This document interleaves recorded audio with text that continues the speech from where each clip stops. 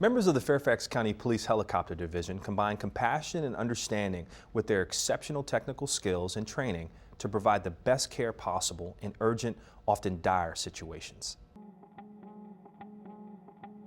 I lived in Burlington, North Carolina, and I used to race BMX, and I had done it since I was like 9 years old. I'd done it for years, and I had even raced as a pro in my early 20s.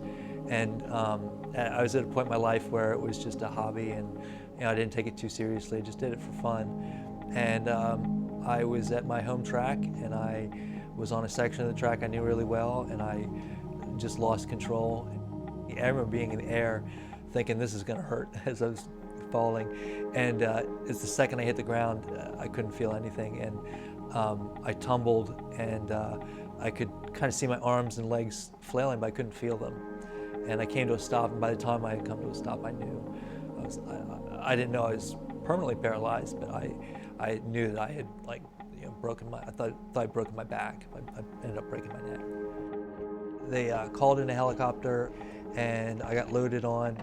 And I remember thinking that if I'm going to be paralyzed the rest of my life, I was just hoping something would happen and the helicopter would crash or not make it. Part of me was thinking it wasn't permanent, but the other part was thinking if it's permanent, I don't want to live. I was struggling to breathe, and the paramedic, he put his hand on my shoulder because I think he knew I couldn't feel below my chest, and he just told me to relax and that everything was going to be okay.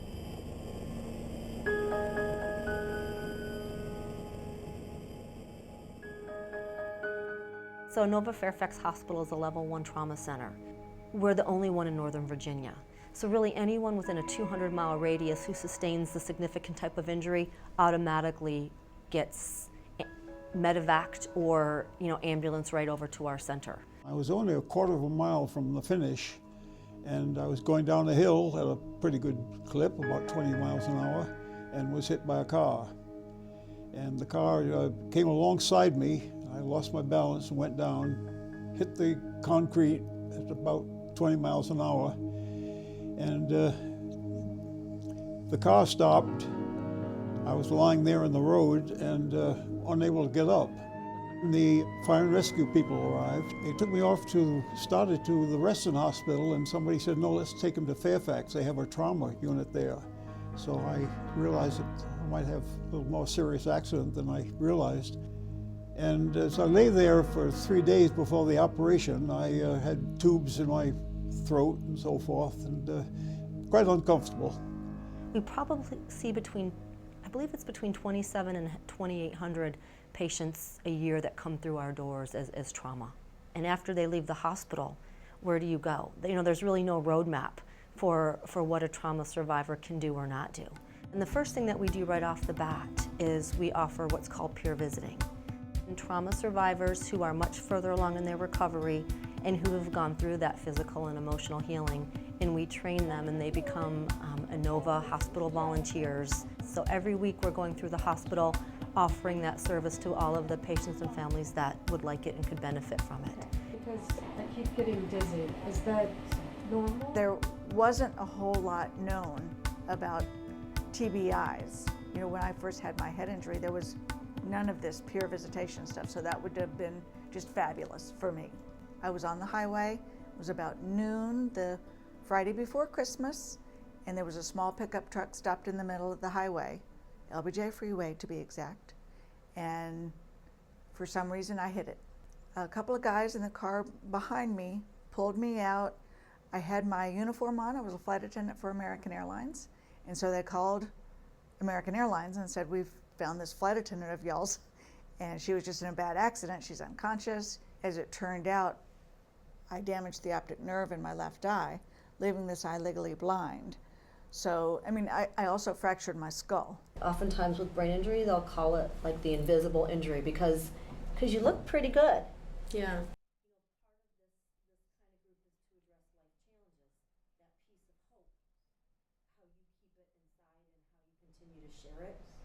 The second piece is we offer support groups. The thing about trauma is it can be a really isolating, lonely time when you don't think anybody really understands what you're going through. So we can't always fix the problem, but to bring people together who get it and can support each other is just tremendously healing in itself. I was playing first base in a game, and they were going to try to throw a double play, but the base runner was already past first base, and so I didn't think they would throw it, but the person threw it anyways, and so I wasn't paying attention until the last minute. It tipped off my glove and then hit me right here between the eyes. I really noticed the next day that I was very sensitive to sound, and I didn't realize that was a symptom of a concussion. After that, I went to therapy at Inova Mount Vernon at the bridge program. It was through one of the speech therapists that she told me about the Trauma Survivors Network. For me, that's when everything changed in my life. Before we get started with introductions, we have a guest speaker, a special guest who's with us for just a few minutes before she has to head back to the floor. But I want to introduce Dr. Margaret Griffin. She's our Chief of Trauma. Trauma recovery involves a lot more than just the physical recovery, and so having ongoing care beyond discharge, whether it be physical rehab or emotional or mental or whatever, it has to continue, and this program allows for that complete recovery of the patient.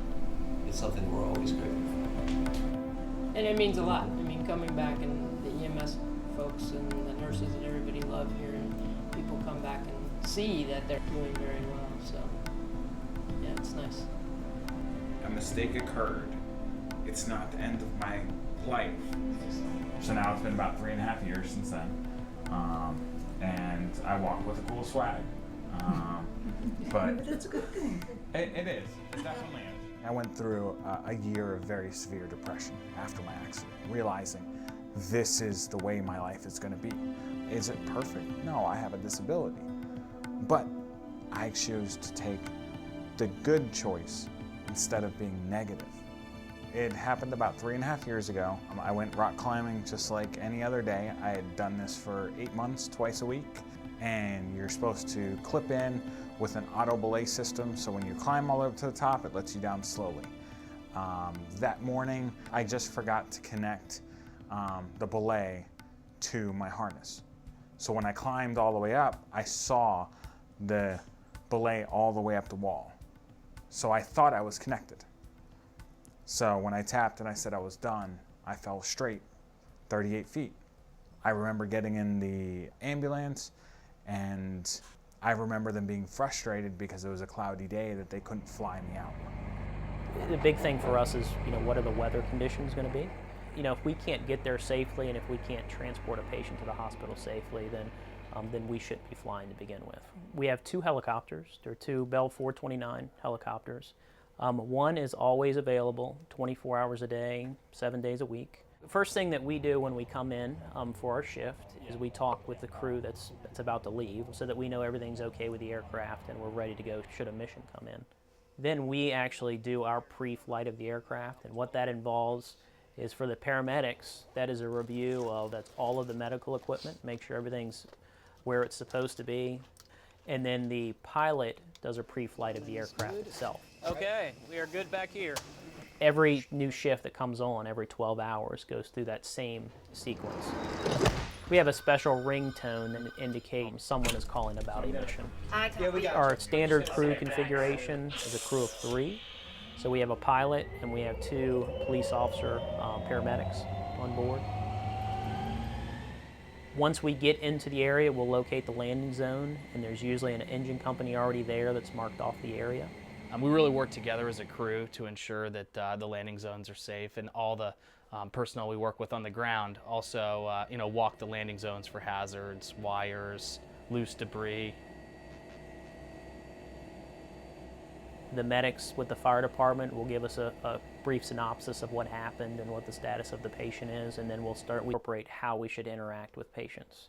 But rarely do we get to talk to a patient afterwards. So it was just a good learning point to have them come in, tell their story from their perspective, and give us feedback on ways that we can improve the things that we do. So we did pull the helicopter in. I know you've seen it once, but maybe it'll be better this time around. You guys are welcome to jump in, have a seat, take pictures. Typically, if you're on the back of a helicopter, something pretty bad's happened to you, and I understand that, and it's probably a heavy emotional time for that person, and you know, I'm up in the front seat. I don't ever really know what goes on in the back, so it's kind of nice to put a face with the mission every now and then. It's amazing how quickly you develop a bond for a patient. It's almost immediate. When I walk into an ambulance, it's already there. That's my patient, and I'm going to do the best that I can to care for them. It's almost like they're immediately incorporated into your family, whether they even know you're there or not, whether they may be unconscious and have no idea, or they may be talking to you. It doesn't matter. It's that instant bond. Like, yes, I lost a lot, but focusing on that doesn't get you anywhere. And this injury happened. There's nothing I can do about it. Can't go back in time. So this is what my life is, and I'm incredibly happy. I'd say happier now than I was before my accident, actually. The doctor told me that I wouldn't run again. I asked him that shortly after the accident. He said, no, but you probably can bike. And I ran a 5K race 8 months after the accident. The Trauma Survivors Network has helped me to really look back and say, oh, wow, I know what that's like to lie in the bed. And when I tell people my story, they're like, oh my God, that was such a huge traumatic event. Yeah, right now it's a memory. The past 10 years have not been easy, and they've been a struggle, but during that period of time, I've met a lot of amazing people and seen things and gained a perspective on life that I wouldn't have had before. Getting to where I am now, a point in my life where I am now, is a point I didn't think was possible when I was laying on the ground, unable to move.